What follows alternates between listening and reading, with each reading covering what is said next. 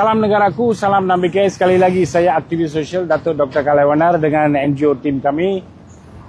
Hari ini 29 hari bulan Mac 2025. Sebelum itu saya ucapkan selamat menyambut Hari Raya Aidilfitri kepada para muslimin dan muslimat. Tapi sedih, kali inilah pertama kali ini ya para musliman dan muslimin dan muslimat di negara ini merayakan Hari Raya dengan penuh duka cita lah, saya percaya.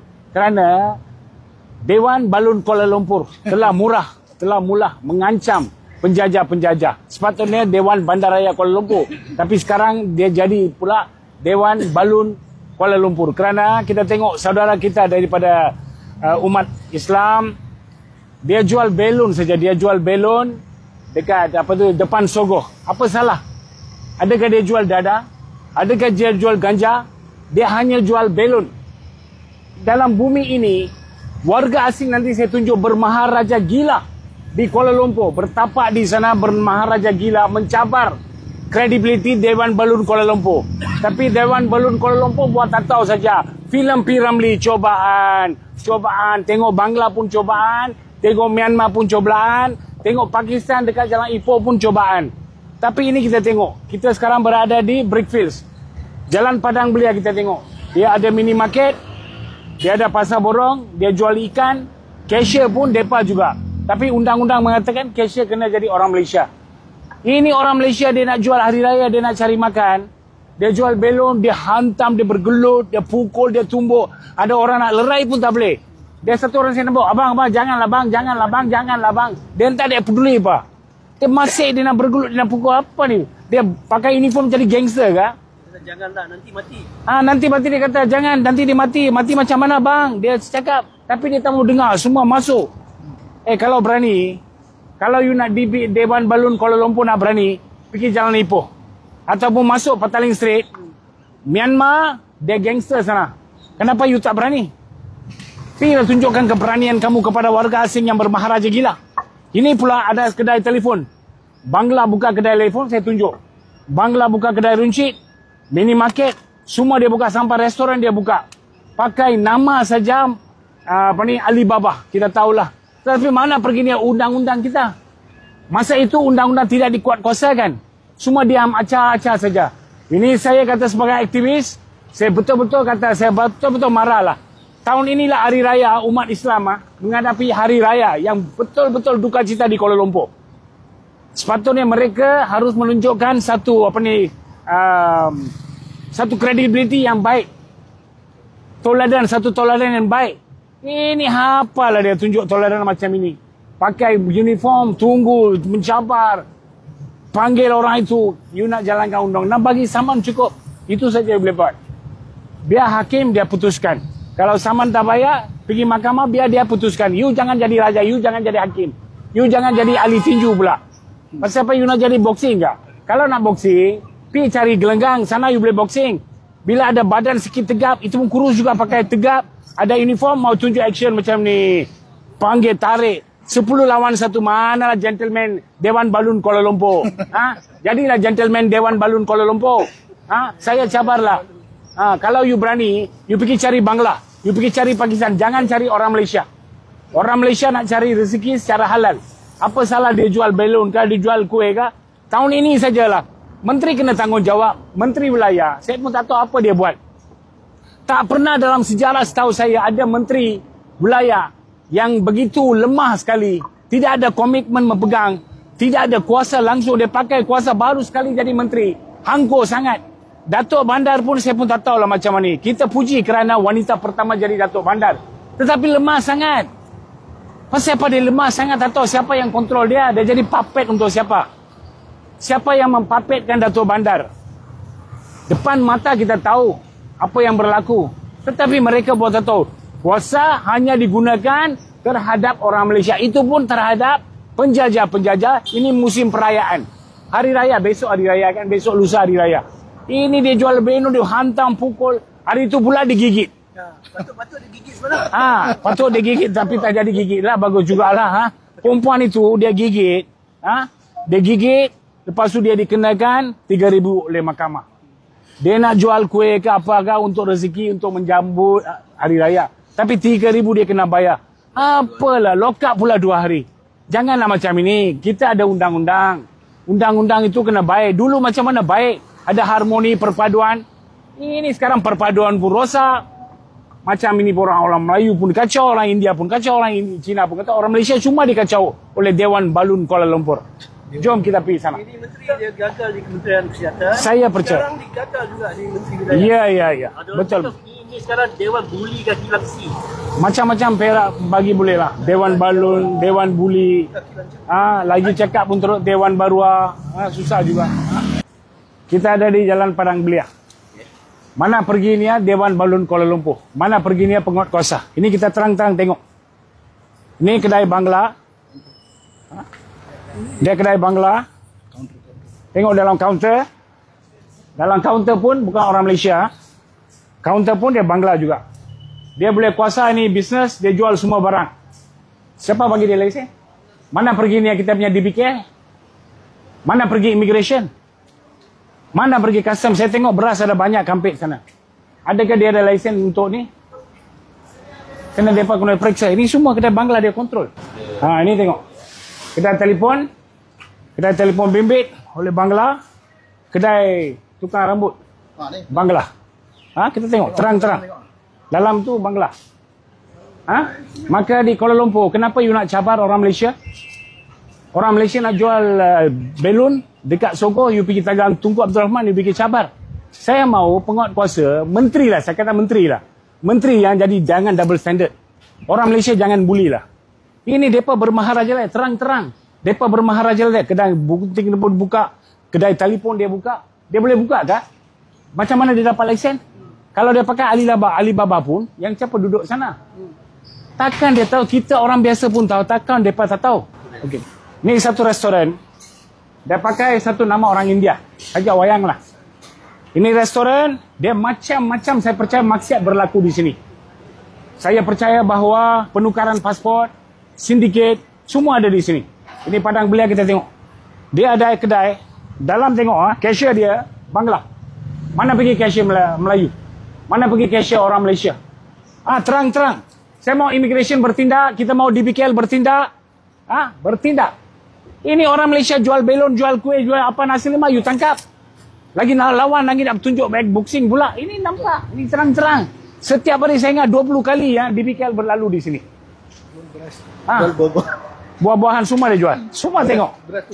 Beras. Macam mana dia jual? Semua ada. Tengok satu persatu dia hilangkan diri. Ini Jalan Padang Belia, Brickfields. Ini kedai dia, restoran. Ini sudah lama dia bermaharaja gila di sini. Di kawasan Bandaraya Kuala Lumpur ke? Bandaraya Kuala Lumpur. Dewan Balun Kuala Lumpur. Dia kawan dengan orang Melayu Ya? Tak ada Melayu. Tak. Ini semua Bangla. Bangla, penuh-penuh Bangla. Kalau Melayu kalau sini lah. Dia raya kan. Ini kedai Kedai hardware. Kedai hardware. Begitu besar. Siapa yang akan menjalankan perniagaan? Bangla juga menjalankan perniagaan di sini. Immigration dia tahu. Saya percaya mereka kosong. Immigration tahu. Semua tahu. Ini dia jual. Sampai hardware dia buka. Dia mencabar orang Malaysia. Kedai hardware pun dibuka? Dia buka hardware. Kedai hardware dia buka. Ini pula kita tengok. Terang-terang menunjukkan selepas depan Mama Cafe. Ini pula kedai yang dijalankan perniagaan oleh Bangladesh. Tukang rambut pun Bangladesh. Tengok ada Bangladesh. Macam mana mereka duduk Malaysia? Dia bawa barang dari China. Dia mencabar kita. Dia jual dengan dia punya suka hati. KPDN kena turun. Immigration kena turun. KPDN kena masuk kedai-kedai macam ni. Tengok harga. Dia belum letakkan mana-mana paparan harga benda-benda. Kita minta satu kabel dia jual sampai RM80. Di mana benda itu daripada China kita tahu. KPDN saya minta. KPDN Kuala Lumpur. Pengarah dia saya akan jumpa selepas raya. Saya mau dia jumpa. Dan saya juga akan jumpa dengan Tuan Wan Sophie, pengarah Immigration Kuala Lumpur, mengenai isu yang kita akan tampilkan. Kedai-kedai ini dijalankan perniagaan oleh Bangladesh. Siapa belakang di mana? Di belakang mereka tabir siapa yang mengadakan. Mereka action sangat tahu. Dia mencabar, dia action apa lu boleh bikin. Sekarang kita nak tunjuk apa kita buat. Orang Melayu nak cari makan tak boleh. Orang Malaysia nak cari makan tak boleh. Saya tak nampak DBKL turun sini, penguatkuasa turun sini. Ini tengok depan-depan terang-terang. Dia buka kedai. Kedai gunting rambut, kedai runcit, kedai telefon, semua dia buka. Hardware dia buka. Saya haraplah video ini dibuat. Siapa yang nampak video ini share begitu banyak. Satu Malaysia inilah yang sedang berlaku. Inilah yang betul-betul berlaku dalam Malaysia. Orang luar diambil, diboyan, disusukan, dibagi makan. Orang tempatan dikejar, dipukul dengan kejamnya sampai balun. Itu pasal kita namakan Dewan Balun Kuala Lumpur. Dewan balun pun boleh, Dewan belun pun boleh. Orang jual belun, you cabar. You hantam sama dia orang. Kita ada undang-undang. You tangkap, you bagi saman cukup. Itu juga you punya kerja. Jangan pula you nak mencabar kredibiliti orang Malaysia. Orang Pakistan, orang Bangladesh, orang Myanmar, Rohingya bermaharaja gila di negara kita. Ini orang nak menyambut hari raya. Besok lusa nak menyambut hari raya. Orang itu kena pukul teruk-teruk. Tak tahu apa telah terjadi kepada dia. Dia hanya beberapa sen, beberapa ringgit dia jual belun. Kesian tak? Tepuk dadah, tanyalah selera. Menteri Wilayah, apa yang you buat? You kata you daripada estate. Saya pernah menoreh getah lah. Itu cuma jangan cerita kartun semua. Sekarang kita praktikal tengok you menteri kan, you kena jawab. So begitu juga yang bahagia Datuk Bandar. Selalu begitu wayang, buat sini semua wayang jangan buatlah. Cukuplah wayang-wayang. Orang dah tahu, orang dah jemu, rakyat Malaysia dah jemu dengan wayang-wayang. Betul-betul ini jadikan satu pedoman, satu pengajaran bertindak terhadap pendatang-pendatang yang tidak mempunyai dokumen, yang bermaharaja gila buka kedai macam ni. Mereka datang mencabar orang Malaysia. Dia buka kedai rambut, kedai gunting rambut, kedai hardware, kedai telefon, semua dia buka. Tengok semua hilang. Bila nampak kita semua lari. Sampai kedai hardware pun semua hilang. Lepas raya saya akan jumpa dengan Tuan Wan, pengarah immigration mengenai apa yang berlaku di sini. Saya akan bagi tahu dengan bukti. Saya harap beliau yang betul-betul satu-satu orang ni yang benar-benar menjalankan tugas. Saya mau beliau bertindak segera. Dengan jelas, mereka hilang. Kalau betul-betul dia ada dokumen, pasal apa dia mau lari? Kedai dia tinggal macam tu dia lari. Kedai dia tinggal macam tu dia lari. Itu pun kita ikut undang-undang, kita tak masuk kedai dia. Tapi waktu Dewan Belon datang dia lari tak tu? Itu dia tak lari. Itu pasal tengok. Di Brickfield satu hari saya percaya lebih kurang 10 kali lebih lah DPKL akan datang. Dengan van dia. Dan kerja kedai ujung tu ada restoran. Saya tengok penguat kuasa setiap hari sebelum buka puasa lah. Sebelum puasa. Hari-hari duduk sana, dia depan mata dia nampak. Tapi masih diam jaga. Sedih, sungguh sedih. 10 kali pusing, 10 kali kutip. Tak tahulah. Kemungkinan ini menjadi satu persoalan kepada masyarakat Madani kononnya. Inilah kerajaan Madanon. Madanon. Ini Ria ni, tetapi tahun inilah pertama kali ni dalam sejarah Malaysia umat Islam menyambut hari raya, khususnya penjajah-penjajah yang menghadapi pancarobah daripada Dewan Balun Kuala Lumpur begitu susah untuk mencari rezeki. Sungguh sedih.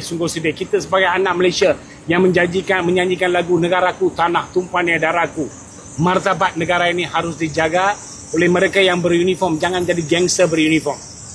Saya minta. Sampai 10 hari bulan kita bagi. 10 hari bulan April. Sebab selepas raya saya akan buat satu memorandum di bawah Nambikai dan juga di bawah Sekretariat. Kita akan buat satu memorandum terus serah kepada Datuk Bandar macam biasalah. Dia terima juga tapi belum ada maklum balas. Dia terima juga. Terima tak tahu dia campak ke, dia tengok apa saya pun tak tahulah. Menteri pun sama juga. Kita hantar, belum ada respon lagi. Satu memorandum daripada rakyat, daripada NGO yang serah itu belum ada maklum balas sampai hari ini. Inikah kredibiliti? Mata Mahathir dulu jadi Perdana Menteri, kalau kita hantar surat kepada PM pun dalam 10 hari dia akan hantar balas.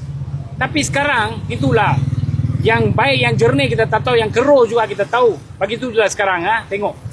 Sungguh teruk ni macam ni masa ni. So kita mau mereka bertindak. Video-video ini bukan untuk untuk short sendiri, bukan. Lebih ramai share lebih bagus supaya ada tekanan. Dan baru dia sudah. Sekian.